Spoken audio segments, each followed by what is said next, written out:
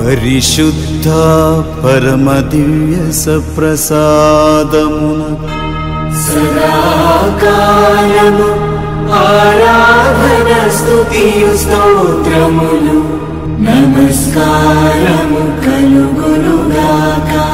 పితా పుత్ర పవిత్రాత్మకు మహిమ కలుగునుగాక.